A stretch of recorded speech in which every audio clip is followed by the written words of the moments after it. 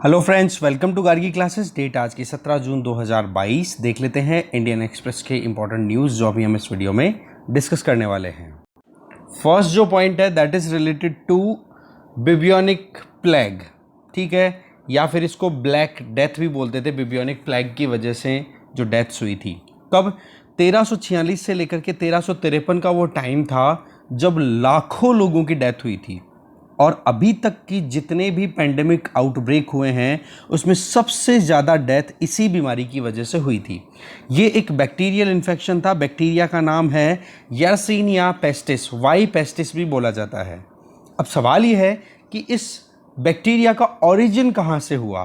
तो देखो, एक नई स्टडी अभी पब्लिश हुई है जिसमें ये पता पड़ा है कि आज का जो किर्गिज़स्तान है, आज के किर्गिज़स्तान में एक लेक है जिसका नाम है इशिक-कुल। इस लेक से बोला, इस लेक के आसपास के एरिया से ये बैक्टीरिया जो था ये शुरू हुआ था फैलना, और 7 से 8 साल तक जो तबाही मचाई, जिसकी वजह से लगातार ज़बरदस्त मतलब एक तरीके से डेथ्स कंसिडर हुई थी उस टाइम पे, ठीक है। तो वाई पेस्टिस से रिलेटेड अभी रिसर्च का कैसे पता पड़ा। बेसिकली कुछ रिसर्चर्स काम कर रहे थे, ठीक है, तो उन्होंने लेक इशिक-कुल के आसपास में जो क्रीमेटरीज थी, क्रिश्चियन क्रीमेटरीज, वहाँ पर एक्सकेवेशन कराया, ठीक है। फिर उसके बाद में जो डेड बॉडीज़ मिली, उन डेड बॉडीज़ में 2-3 डेड बॉडीज़ के दांतों की टेस्टिंग करवाई, डीएनए टेस्टिंग कराई, और डीएनए टेस्टिंग कराया तो पता पड़ा कि वाई पेस्टिस बैक्टीरिया जो है उसके जेनेटिक ट्रेसेस मिले हैं। तो इस चीज़ से क्या आइडिया लगता है कि ये जो बिबियोनिक प्लेग, जिसको हम एक तरीके से जिसकी वजह से जो डेथ होती थी उनको ब्लैक डेथ भी बोला जाता था, तो उसका कारण, उसका ओरिजिन कहाँ से माना गया है, किर्गिस्तान की इस इशिक-कुल लेक से। देखो, वैसे जाना जाता है कि वाई पेस्टिस मतलब ये जो बैक्टीरिया है ना, ये या तो फ्लियाज मतलब पिस्सू, छोटे मोटे कीड़े मकोड़े ये होते हैं इस तरीके से, या फिर रॉडेंट। रॉडेंट क्या होता है आपको पता है, ये जो चूहे टाइप चीज़ें होती है, ठीक है, जो खोदते हैं, बिल खोद के रहते हैं, तो इनके द्वारा, इनके अंदर ये बैक्टीरिया रहता है। फिर ये ह्यूमन में किसी भी तरीके से अगर एक बार फैल गया ना, फिर उसके बाद में ह्यूमन टू ह्यूमन ट्रांसफ़र होने लग जाता है ना। फिर चाहे वो फ्लियाज के थ्रू हो, फ्लियाज अगेन वो पिस्सू, या फिर रेस्पिरेटरी सिस्टम, जैसे सांस ली तो सांस से भी इन्फेक्शन होने लग गया। फिर उसके बाद में देखो, बहुत ज़्यादा तबाही मचाने के बाद में ये बीमारी थोड़ी कंट्रोल में हुई थी। तो ये अपने आप में अभी तक की बहुत बड़ी एक बीमारी है, ठीक है, जिसकी वजह से सबसे ज़्यादा डेथ्स हुई है। तो एक बार हम किर्गिज़स्तान का मैप देखते हैं। ये आपके सामने मैप है किर्गिज़स्तान का, ठीक है, और इसमें देख लो आप मेन कौन कौन से कंट्रीज़ के साथ बॉर्डर शेयर होती है। चाइना के साथ बॉर्डर शेयर होती है इधर, ठीक है, ईस्ट और नॉर्थ ईस्ट की तरफ। तजिकिस्तान से बॉर्डर शेयर होती है साउथ एंड साउथ वेस्ट की तरफ। उज्बेकिस्तान से वेस्ट की तरफ, और कजाकिस्तान। तो ये लैंड लॉक कंट्री है, ठीक है, और यहाँ की कैपिटल है बिश्केक। ओके, तो यहीं पर वो, ये देखो, ये है इशिक-कुल। इसी एरिया में ये लेक लोकेटेड है जहाँ पर ये पता पड़ा है। ओके जी, आगे चले। नेक्स्ट आर्टिकल है, नॉर्दर्न आयरलैंड प्रोटोकॉल को लेकर के यूरोपियन यूनियन ने लीगल प्रोसीडिंग स्टार्ट करने की बात की है यूके के खिलाफ। तो थोड़ा सा हम मैप पहले समझेंगे, फिर मैं आपको पूरी डिटेल बताऊंगा कि मुद्दा क्या है। ये देखो आपके सामने मैप है, राइट। इस मैप में आप देख सकते हो ये है यूके और साथ में रिपब्लिक ऑफ आयरलैंड। ओवरऑल हम समझते हैं क्या सिनेरियो होता है, किसको यूके बोलते हैं, किसको इंग्लैंड बोलते हैं। देखो, इंग्लैंड ये वाला कंट्री है जिसकी कैपिटल है लंदन, ओके। ये है इधर छोटा कंट्री जिसका नाम है वेल्स। ये है नॉर्दर्न पोर्शन स्कॉटलैंड। 3 कंट्रीज तो ये हो गए। ये है आयरलैंड जिसका ये ऊपरी हिस्सा है, इसको नॉर्दर्न आयरलैंड बोलते हैं, और ये नीचे वाला बचा हुआ पोर्शन है इसको बोलते हैं रिपब्लिक ऑफ आयरलैंड। इस तरीके से ये जो छोटे छोटे आइलैंड्स हैं इनका डिवीज़न आप कर सकते हो 5 कंट्रीज़ में। अब बात आती है ब्रिटेन किसको बोलते हैं। देखो, ब्रिटेन या फिर ग्रेट ब्रिटेन किसको बोला जाता है, जिसमें स्कॉटलैंड, इंग्लैंड और वेल्स, इन तीनों को मिला दो, ग्रेट ब्रिटेन बन जाएगा। फिर इसमें ग्रेट ब्रिटेन में आप नॉर्दर्न आयरलैंड को ओवर ऐड कर दो, ये बन जाएगा United kingdom of great Britain and Northern Ireland. तो ये यूके बन जाता है। तो यूके में कौन कौन से कंट्रीज हो गए, 4 countries, okay, Scotland, Wales, England and Northern Ireland. जबकि ब्रिटेन में क्या क्या है, सिर्फ ये 3, ये मेन जो आइलैंड है इसके 3 कंट्रीज, ओके। और ये जो दोनों आइलैंड्स है, ये बड़ा आइलैंड हो गया, एक छोटा आइलैंड। अभी छोटे वाले में नॉर्दर्न पोर्शन में तो नॉर्दर्न आइलैंड है और बचा हुआ पोर्शन है उसको रिपब्लिक ऑफ आयरलैंड बोलते हैं और कंबाइंडली इसको बोलते हैं आयरलैंड। ऐसे में आप इनको मर्ज कर दो सारों को तो इसको बोल जाता है ब्रिटिश आइल्स। ठीक है, तो ये टर्मिनोलॉजी हमें समझनी थी। टर्मिनोलॉजी समझ में आ गई तो मुद्दा क्या है वो मैं यहां पे बताता हूं। देखो, ब्रिटेन ने एग्जिट कर दिया है, क्या बोलते हैं हम, ब्रेग्जिट। अब ब्रिटेन ने एग्जिट कर दिया, इसका मतलब नॉर्दर्न आयरलैंड अभी भी कहीं ना कहीं यूरोपियन यूनियन के साथ अपना लिंक बना करके रख रहा है। एग्जैक्टली यही सिनेरियो है।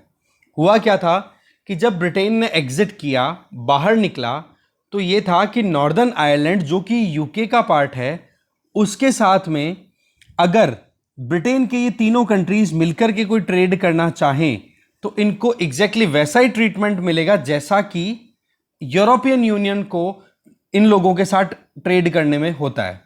ओवरऑल क्या प्रॉब्लम आ गई कि ब्रिटेन तो रह गया बट यूके का जो आइडिया है वो डाइल्यूट हो गया अगर हम ट्रेड की बात करें। तो इस मुद्दे को सॉर्ट आउट करने के लिए क्या किया गया कि ब्रिटिश पार्लियामेंट ने 2 कानून पारित कराने की बात की है और उन दोनों कानूनों में क्या मुद्दा उठाया जा रहा है कि नॉर्दर्न आयरलैंड जो कि आयरलैंड वाले कॉन्टिनेंट इस आइलैंड पे लोकेटेड है, इस आयरलैंड के नॉर्दर्न पार्ट में जो नॉर्दर्न आयरलैंड है जो कि यूके का पार्ट है, उसको हम इंटीग्रेट करेंगे हमारे साथ में ट्रेड के लिए, जिससे कि हमें कुछ भी लेन देन करना हो तो हम यूके मतलब एक कंट्री की तरह ट्रीट करें और मिनिमम टैक्सेस मिनिमम ड्यूटीज के बेसिस पे ट्रेड मैक्सिमम हो सके। तो देखा जाए तो लॉजिकली अच्छी बात है।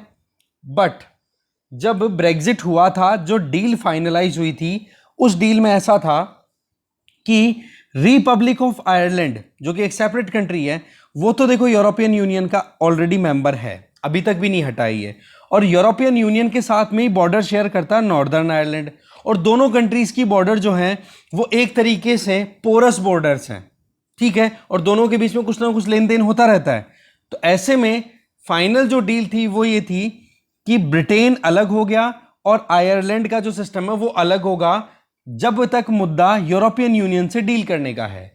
अब यूरोपियन यूनियन का मेंबर है रिपब्लिक ऑफ आयरलैंड, तो इस नॉर्दर्न आयरलैंड को रिपब्लिक ऑफ आयरलैंड के थ्रू यूरोपियन यूनियन से एक्सेस करने में कोई प्रॉब्लम नहीं आती है। पर ब्रिटेन जब नॉर्दर्न आयरलैंड से कोई ट्रेड करना चाहे तो फिर बाद में ब्रिटेन को प्रॉब्लम आती है। तो ऐसे में ब्रिटेन की पार्लियामेंट में ये डिसीजन लिया जा रहा है कि एक ऐसा कानून लाया जाए जिससे कि ब्रिटेन अगर नॉर्दर्न आयरलैंड से जो कि यूके का पार्ट है उसके साथ में कोई लेन देन हो, ट्रेड हो, तो बोलो उनमें टैक्सेस मिनिमाइज हो। तो ऐसे में आप देख सकते हो यूरोपियन यूनियन नाराज होगा कि नहीं कि भाई ब्रेग्जिट जब हुआ था, ब्रिटेन का एग्जिट जब हुआ था यूरोपियन यूनियन से, बोलो उस टाइम पर जो टर्म्स एंड कंडीशंस थी उनको आप कैसे वायलेट कर सकते हो। तो ऐसे में यूरोपियन यूनियन जो है वो अब एक्शन लेने वाला है ब्रिटेन के खिलाफ। ये है मेन मुद्दा। ठीक है, बस यही चीजें बताई जा रही है और कुछ भी नहीं है। मैप के थ्रू हमने एकदम करेक्टली समझ लिया इन चीज़ों को। ओके, अब बाकी देखने वाली बात है कि ब्रिटिश पार्लियामेंट में बिल आने वाले हैं, अभी आए नहीं है, आने वाले हैं, आते हैं तो फिर क्या सीन रहेगा, नॉर्दर्न आयरलैंड को कैसे ये डील करने वाले हैं, नॉर्दर्न आयरलैंड को क्या यूरोपियन यूनियन एक्सेस करने के लिए अलाउ करेगा या नहीं करेगा, वो आगे टाइम बताएगा। बाकी अभी थोड़ा सा मुश्किलें हैं। हाँ, British president prime minister Boris Johnson, उन्होंने अपनी तरफ से कह दिया कि ये जो चीज़ें हैं ना जिसमें आप यूके के पार्ट को जो कि नॉर्दर्न आयरलैंड है उसको आप ब्रिटेन से दूर कर रहे हो, क्योंकि ब्रिटेन और नॉर्दर्न आयरलैंड दोनों मिलके ही तो यूके बनाते हैं, बोला आप इनको कैसे ट्रेड के पॉइंट ऑफ व्यू से दूर कर सकते हो। अब देखने वाली बात है आगे क्या होता है। मैप इंपॉर्टेंट था, वो हमने देख लिया। नेक्स्ट आर्टिकल है कि यूएसए के फेडरल रिजर्व ने 75 बेसिस पॉइंट मतलब 0.75% से अपनी पॉलिसी रेट राइज कर दी है। इसका मतलब क्या हो गया कि अब यूएसए में जो भी लोन ले रहे हैं या लोन लेंगे उन लोगों पर ब्याज ज़्यादा लगेगा। इसका मतलब ये भी हो गया कि अगर कोई यूएसए में इन्वेस्ट करता है तो इन्वेस्ट की हुई मनी पर अच्छा ब्याज मिलेगा। इसका मतलब ये हो गया कि यूएसए के लोगों के पास में अब लिक्विडिटी की कमी आएगी और लिक्विडिटी की कमी आएगी तो डिमांड की कमी आएगी और डिमांड की कमी आएगी तो इन्फ्लेशन ऑटोमेटिकली कंट्रोल होने में आ जाएगी। तो टारगेट है वहाँ के फेडरल रिजर्व का इन्फ्लेशन को कंट्रोल करना। वजह क्या है क्योंकि वहाँ पर महंगाई पिछले 40 सालों में हाईएस्ट लेवल पे चल रही है। अब सवाल ये कि हम क्यों पढ़ रहे हैं? देखो, इसका असर हमारे ऊपर पूरा है। कैसे? यूएसए में अगर कोई इन्वेस्ट करे, उसको अच्छा रिटर्न मिले, तो वो इंडिया जैसी इमर्जिंग इकोनॉमी में क्यों इन्वेस्ट करेगा वो पैसा? तो ऐसे में जिन लोगों ने इन्वेस्ट किया था ना इंडिया में, वो पैसा निकाल करके यूएसए में लेके जा रहे हैं। तो हमारे यहाँ पर जो डॉलर्स के नंबर हैं उनमें कमी आएगी कि नहीं? अब डॉलर की तो कमी आ रही है हमारे यहाँ पे, रुपी जो है वो मार्केट में बना हुआ है। तो आप खुद समझ सकते हो कि एक डॉलर के कंपैरिजन में रुपी कितना ज़्यादा सर्कुलेट हो रहा है। तो आप समझ जाओ कि रुपी की वैल्यू कम हुई कि नहीं। पहले $1 के कंपैरिजन में 70 रुपये घूमते थे, तो अब 75 रुपये 77 रुपये घूमते हैं। तो आप बताओ रुपए की वैल्यू कम हुई कि नहीं? तो ऐसे में आरबीआई को भी मजबूरन क्या करना पड़ेगा? इंटरेस्ट रेट को और राइज करना पड़ेगा, क्योंकि एक तो प्रेशर किस चीज़ का है? इन्फ्लेशन का, क्योंकि हम भी तो इन्फ्लेशन को कंट्रोल करना चाहते हैं। ठीक है, तो इन्फ्लेशन का तरीका वही, इंटरेस्ट रेट राइज होगी, लोगों के हाथ में लिक्विडिटी कम रहेगी, डिमांड कम होगी, तो इन्फ्लेशन कंट्रोल हो पाएगी। और दूसरी तरफ रुपी जो लगातार डिक्लाइन करता चला जा रहा है, तो ऐसे में हमें रुपए की लिक्विडिटी को भी अब्जॉर्ब करने की ज़रूरत है। तो उस केस में भी इंटरेस्ट रेट जो है राइज करनी ज़रूरी है, जिससे कि लोग बैंकों में पैसा इन्वेस्ट करें और बैंकों में डिपॉजिटेड मनी पे उनको थोड़ा रिटर्न मिले, तो वो पैसा लिक्विड मार्केट में कम घूमेगा। तो उससे क्या होता है, फिर रुपए की वैल्यू जो लगातार गिर रही है उसको भी मेंटेन करना ज़रूरी हो पाता है। कारण क्या है कि इंडिया एक इम्पोर्ट डिपेंडेंट कंट्री है, और इम्पोर्ट जब हम करते हैं तो करते तो हैं कितने का? 500 रुपये का, और 500 रुपये में डॉलर्स में कन्वर्ट करें तो वैल्यू हो गई कितनी? आपके 7-8 डॉलर से भी कम हो गई। तो इस केस में क्या हो जाता है, हमें भी बहुत मैनेज करके चलना होता है। दूसरा, इन्वेस्टमेंट का माहौल हमारे यहाँ पर बना रहे, उसके लिए इकोनॉमी का अच्छा परफॉर्म करना ज़रूरी है। पर जब आरबीआई पे इस तरीके से फेडरल रिजर्व ऑफ यूएस के स्टेप की वजह से प्रेशर बन रहा है कि आरबीआई भी अपनी इंटरेस्ट रेट राइज करे, तो आरबीआई जब इंटरेस्ट रेट राइज करेगा तो उसका इम्पैक्ट कहीं ना कहीं इकोनॉमी की प्रैक्टिस, इकोनॉमिक ग्रोथ पर भी पड़ेगा। रिजल्ट के तौर पे हम ये कह सकते हैं कि जो इंडिया की इकोनॉमिक एक्टिविटीज़ हैं वो रिड्यूस होगी, तो इससे प्रॉब्लम हमें होने वाली है। कैसे? कि एक तो इंटरेस्ट रेट राइज करेंगे तो लिक्विडिटी कम जाएगी, तो डिमांड कम होगी, तो वैसे इकोनॉमिक एक्टिविटीज़ कम हो जाएगी, तो हमारी इकोनॉमी की जो ग्रोथ रेट है उस पर भी इम्पैक्ट जाएगा इसका। ठीक है, तो ये इक्वेशन है भाई। और रशिया यूक्रेन वॉर के बाद में कुछ ज़्यादा बिगड़ चुका है, वो हमें ऑलरेडी पता है ही। ठीक है, आगे चलते हैं। अगला आर्टिकल है कि 2 साल हो गए गलवान वैली क्लैश को हुए, अभी इंडिया चाइना रिलेशंस किस स्टैंड पर चल रहे हैं? देखो, रिलेशंस की बात करी जाए ना दोनों कंट्रीज़ के बीच की, तो पॉलिटिकली एंगेजमेंट भी थोड़ी रिवाइवल की तरफ है, पर जो एक प्रॉपर मैनर में जो काम चल रहा था, मतलब पिछले 2 दशकों में अच्छी खासी रिलेशनशिप मेंटेन हुई थी, जो कि एकदम बॉटम लेवल पे परफॉर्म कर रही है। इसके पीछे क्या है मुद्दा कि चाइना ने जो एग्रेशन दिखाया था, line of actual control LAC के अक्रॉस, उस एग्रेशन से विड्रॉ पूरा नहीं किया है। अभी भी ऐसे 3-4 ऐसे पॉइंट्स हैं जहां पर चाइना इंडियन मिलिट्री पर्सनल्स को, इंडियन डिफेंस पर्सनल्स को पेट्रोलिंग के लिए नहीं अलाउ कर रहा है। इसका मतलब स्टेटस को एंते, मतलब पहले जो स्टेटस था उस स्टेटस को रीस्टोर नहीं होने देना चाह रहा है चाइना। तो ऐसे में रिलेशनशिप जो है वो कहीं ना कहीं बिगड़ी हुई है। पर ट्रेड की बात करें तो 2021 के कैलेंडर ईयर में इंडिया चाइना के बीच में $125 बिलियन का ट्रेड हुआ था, जो कि पेंडेमिक के पहले जो ट्रेड था या लद्दाख में जो स्टैंड ऑफ हुआ था 2 साल पहले, उसके पहले दोनों से बहुत ज़्यादा है। जबकि हमने कितना तो बैन लगाया है चाइनीज़ एप्लीकेशंस पे, कितना ही चाइनीज़ आइटम्स को बॉयकॉट करने की बात की है, उसके बावजूद भी चाइना से हमने इंपोर्ट किया है 2021 के फाइनेंशियल ईयर में टोटल कितना अमाउंट का, $97.5 बिलियन का। एक्सपोर्ट किया है $20 बिलियन। तो एक्सपोर्ट भी राइज हुआ है, इंपोर्ट भी राइज हुआ है, ओवरऑल ट्रेड हो गया $125 बिलियन के लगभग। तो आप देख लो ये हाईएस्ट लेवल पे चल रहा है। पॉलिटिकल एंगेजमेंट की बात करें, Shanghai corporation organisation, BRICS security officials की मीटिंग, इन सब में इंडिया और चाइना दोनों पार्टिसिपेट कर रहे हैं। ब्रिक्स की बात करें तो ब्रिक्स की समिट होने वाली है जून लास्ट वीक में, उसमें भी हमारी तरफ से prime minister Narendra Modi ji virtually participate करेंगे। तो ये चीज़ें क्या शो कर रही है कि एंगेजमेंट दोनों कंट्रीज शो कर रहे हैं। इसके अलावा इंडियन प्रोफेशनल्स को इनको वीज़ा जो इशू करना था कोविड की वजह से, जो बैन लगाया था 2 साल का चाइना ने, अब वो बैन भी हटा लिया है। हमारे जो स्टूडेंट्स जो चाइना में जाके पढ़ते हैं उनकी अब वहाँ पर भी जाकर के पढ़ाई कंटिन्यू हो पाएगी। तो वो चीज़ें क्या हो रही है, थोड़ी सी एनकरेजिंग है। दूसरी तरफ चाइना को कंटेन करने के लिए इंडो पैसिफिक रीजन में ऑस्ट्रेलिया, जापान और यूएस के साथ मिलकर के इंडिया क्वाड का पार्टनर है, जिससे कि वो इकोनॉमिकली और सिक्योरिटी दोनों फ्रंट्स पर चाइना को काउंटर कर सके। पर अभी भी जो लद्दाख रीजन की बात करें, जहाँ पर दिप्सांग प्लेन्स, हॉट स्प्रिंग और डेमचौक, ये ऐसे एरियाज है जहाँ पर चाइनीज़ ट्रूप्स इंडियन ट्रूप्स को बिल्कुल एंटर नहीं होने दे रहे, जहाँ पर ट्रेडिशनली इंडियन ट्रूप्स पेट्रोलिंग करते आए हैं। अभी तक working mechanism for consultation and coordination on India China border affairs WMCC की 15 राउंड्स की बातें हो चुकी है, पर कोई रिजल्ट नहीं मिल रहा है। पर फिर भी 16वें राउंड के लिए बातचीत के लिए तैयार हैं दोनों। इसके अलावा अगर देखा जाए तो पेंगोंग शो लेक पर 2 ब्रिज बनाए हैं, जो हमने प्रीवियस डिस्कशंस में कवर कर लिए। और पेंगोंग शो वाले एरिया में एक फोर्ट बना हुआ है, पुराना खुरनाक फोर्ट नाम से जाना जाता है, वहाँ पर ये डेवलपमेंट हुआ है। रोड बिल्डिंग कर रहा है चाइना, जिससे कि ट्रांसपोर्टेशन जल्दी से हो सके डिफेंस पर्सनल्स का।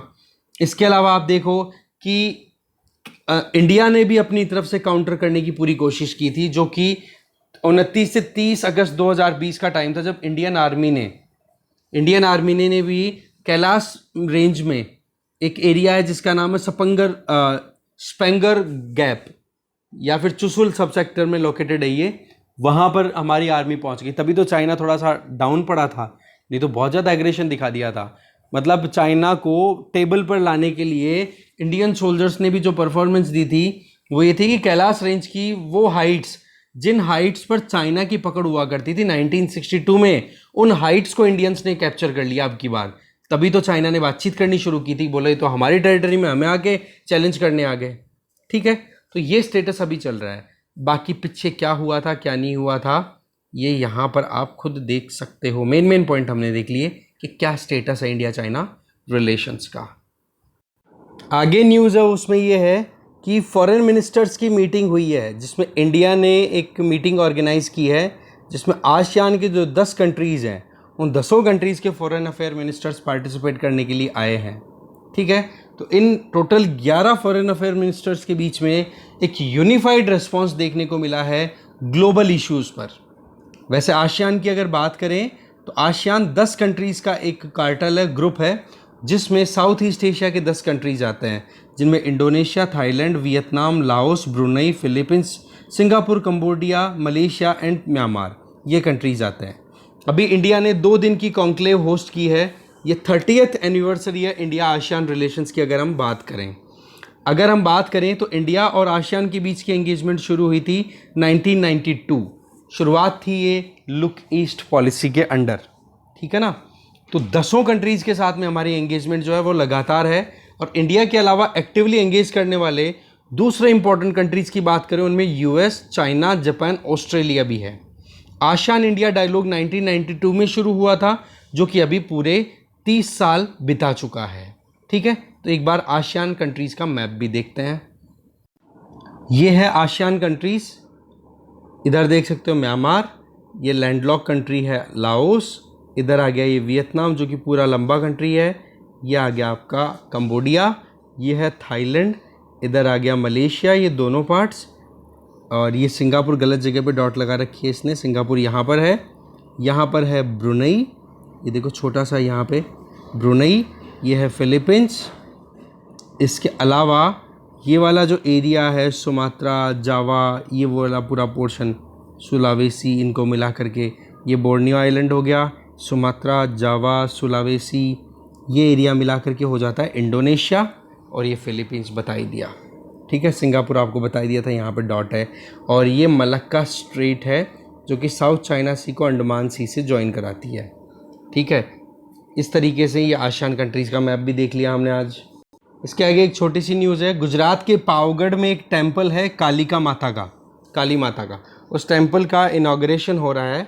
तो ये टेम्पल कॉम्प्लेक्स बड़ा एक रिलीजियस हार्मनी का एग्जाम्पल है, जहाँ पर एक तरफ तो 11वीं सेंचुरी का कालिका माता टेम्पल है, तो दूसरी तरफ वहीं पर दरगाह भी है। तो ये एक चीज़ बताई जा रही है। पावगढ़ टेम्पल गुजरात। इसके अलावा इकोनॉमी पे इसकी बात करें तो जो स्विस बैंक्स हैं, स्विट्जरलैंड में जो बैंक्स हैं ना, उनमें अभी देखा जाए तो 14 सालों का हाईएस्ट इंडियंस का फंड वहाँ पर सेव हो चुका है। इसका मतलब क्या हुआ कि जो ब्लैक मनी लाने की बातचीत की जा रही थी कि भाई स्विस बैंक्स में बहुत काला धन पड़ा है इंडियंस का, उसको लाया जाएगा, उसकी बजाय उल्टा इंडियंस का जो पैसा है स्विस बैंक्स में वो पिछले 14 सालों के हाईएस्ट लेवल पे चल रहा है। 2021 में क्या था, 3.83 बिलियन स्विस फ्रैंक, ये वहाँ की करेंसी है। इतना डिपॉजिट वहाँ पर अवेलेबल है। स्विट्जरलैंड की एक सिटी है ज्यूरिख, वहाँ पर एक बैंक है स्विस नेशनल बैंक, उसने ये डेटा रिलीज़ किया है, जो कि अपने आप में शॉकिंग भी कंसिडर हम कर सकते हैं। बस इस डिस्कशन में जो भी इंपॉर्टेंट चीज़ें थी वो हमारी यहीं ख़त्म है। Thank you very much.